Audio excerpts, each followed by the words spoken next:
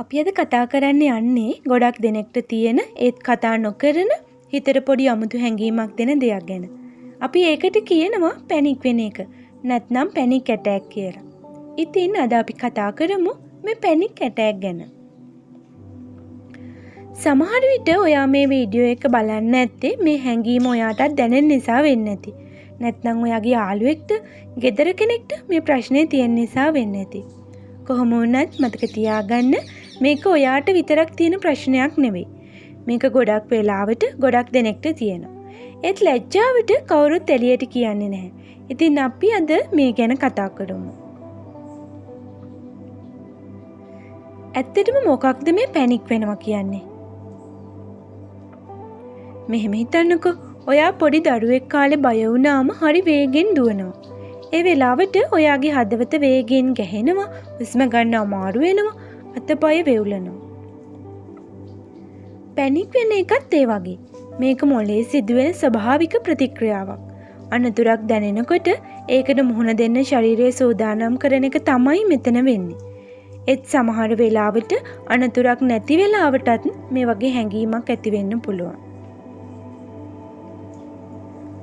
හදිස්සියෙම ඔයාට හුස්ම හිර වෙනවා වගේ දැනෙන්න පුළුවන්. පපුව හයියෙන් ගැහෙනවා, අතපය දාඩිය දානවා, ඔළුව කැරකෙනවා වගේ දැනෙන්න පුළුවන්. මේ හැම දෙයක්ම සිද්ධ වෙන්නේ ඔයාගේ මනස සහ ශරීරය අතරේ තියෙන පොඩි ගැටලුවක් නිසා. එතකොට අපි සාමාන්‍යයෙන් පැනික් වෙන්නේ මොන වගේ අවස්ථාවලද? අපේ ජීවිතේට නිතරම එන පොඩි පොඩි දේවල් නිසා පැනික් වෙන්න පුළුවන්. උදාහරණ විදිහට විභාග, එහෙම නැත්නම් සම්මුඛ පරීක්ෂණ. හිතන්නකෝ විභාගයක් ලියන්න කලින්, සම්මුඛ පරීක්ෂණයකට කලින් මුහුණ දෙන්න අපේ හිතට නිකරුණේ බයක් ඇති වෙනවා. එතකොට පොදු ස්ථානයකදී කට්ටිය ඉන්න තැනක කතා කරන්න හරි අදහසක් ඉදිරිපත් කරන්න හරි ගියාම අපි පැනික් වෙනවා. ඒ වගේම තමයි වැදගත් තීරණ ගන්නකොට. ඒ කියන්නේ රැකියාවක් මාරු කරන එක, විවාහ වෙන එක වගේ ජීවිතේ වැදගත් තීරණයක් ගන්නකොට පැනික් ගතියක් එන්න පුළුවන්. මම මේ තීරණය ගත්තොත් වැරදිද කියලා හිතනකොට හිතට බයක් එනවා. රියපැදවීමේදීත් අධික වාහන තදබැතයක් අතර රියපද වෙනකොට හදිසි අවස්ථාවක වාහනය නතර කරගන්න සිදු වුණාම හිතට කලබල ගතියක් එන්න පුළුවන්.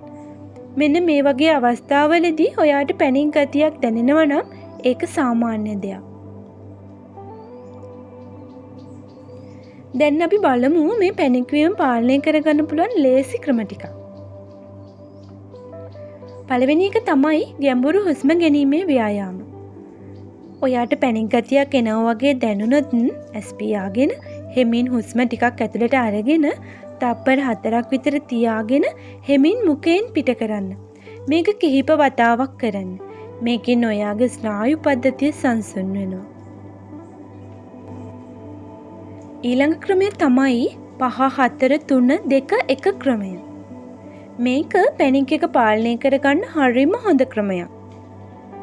ඔයා ඉන්න තැන වටපිටාවේ තියෙන දේවල් 5ක් ගැන බලන්න. එතන තියෙන දේවල් 4කට අත තියලා දැනෙන්න බලන්න. ශබ්ද 3කට සවන් දෙන්න.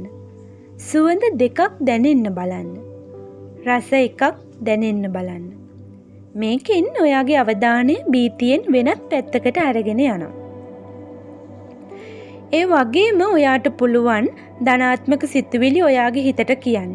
මට මේක කරන්න පුළුවන්, මම හරිම ශක්තිමත් කියලා.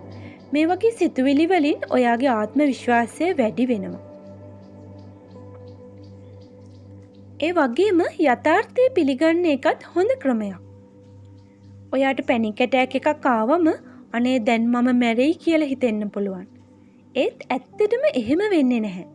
මේක ජීවිතේට අනතුරක් නොවන ටික වෙලාවකින් නැති වෙලා යන හැඟීමක් විතරයි කියලා මතක තියාගන්න.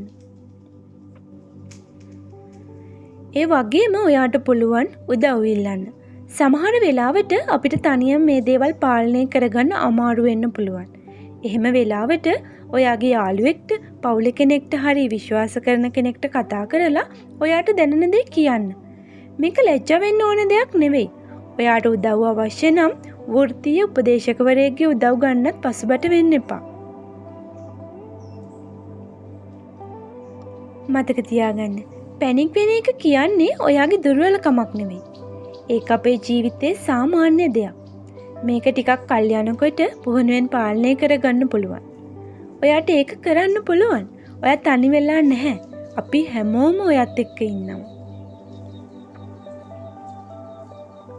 ජීවිතේ හැම මොහොතක්ම ඔබේම ගමනක්. ඒ ගමන සාර්ථක කරගන්න අවශ්‍ය ශක්තිය ඔයාගේ ඇතුළෙම තියෙනවා. අපිත් එක්ක එකතු වෙලා ඔයාගේ ශක්තිය හොයාගමු. ඔයාගේ ජීවිතේට වැදගත්ම දේවල් කතා කරන්න තවත් ලස්සන දවසකින් හමු වෙමු. පරිස්සමින් සතුටින් ඉන්න. ආයුබෝවන්.